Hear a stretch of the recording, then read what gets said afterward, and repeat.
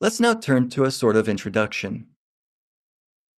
Here we'll see what Linux is in general, where it came from, what caused this system to appear on the market, and what makes it gain more and more popularity.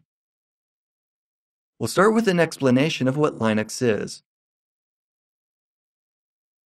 Linux, contrary to the popular belief, is not an operating system.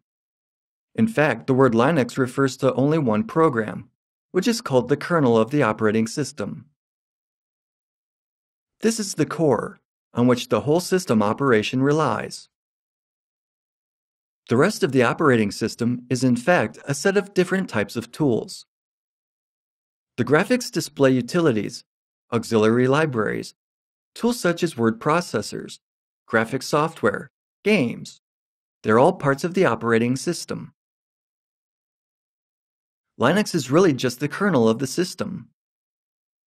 It is also called the kernel, but it's hidden from the end user because the whole system is supplied as a ready-made kit of software pieces connected to the Windows kernel. The Linux kernel itself is publicly available at www.kernel.org and is free of charge. It's a website where all versions of the kernel are published in stable and test versions, from the historical ones to the latest. Usually you can find them there.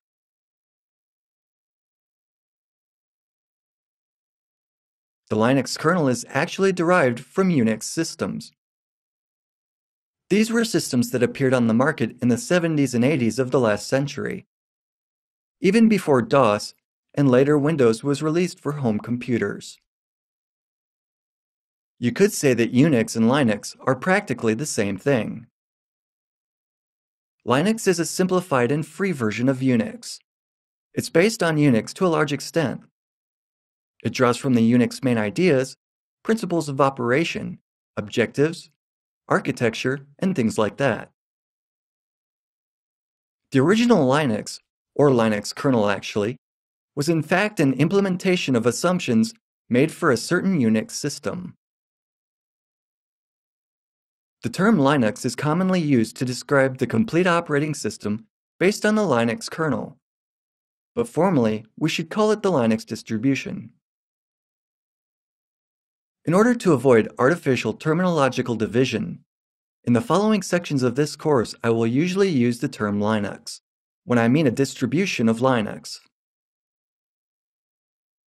Usually, the kernel is an integral part of the distribution, so we can assume that these two things are more or less the same.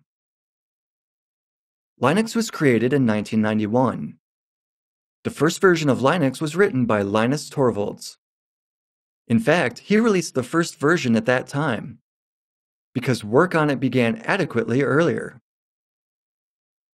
Linus continues to oversee works on the Linux kernel until now. To date, he remains the main person responsible for the shape of the kernel, the principles of its operation, its development, and so on. Since the Linux systems are becoming increasingly popular, they are widely used mainly in server applications, but also for desktop computers. Now, the situation that large companies like Google, Motorola, etc. in fact employ Linus Torvalds to develop and oversee the Linux kernel. Initially, Linux was written in such a way that it worked only on one pre-specified processor. Specifically, it was the Intel 386, and was totally non-portable.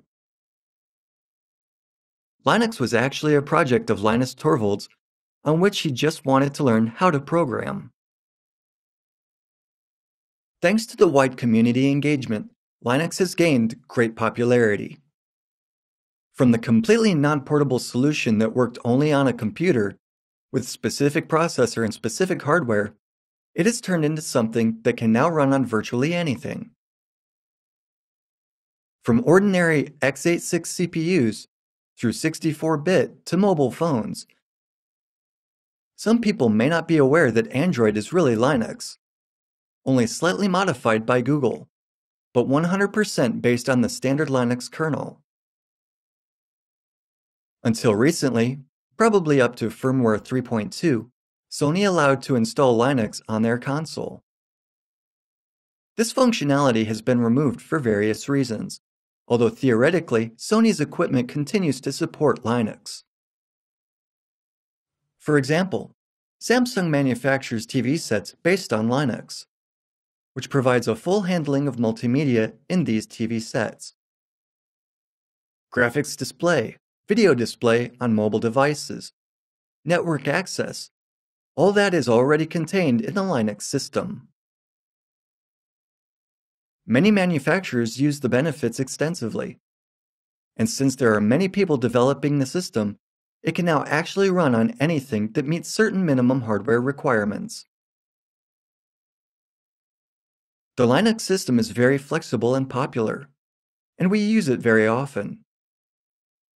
That was even the case where network cards were created with a built-in microcomputer, which of course had Linux running on it, just to speed up the processing time of network frames, resulting in, for example, lower CPU usage, which could be used for other aspects of computer media processing, and thus speed up a network game by a few frames per second.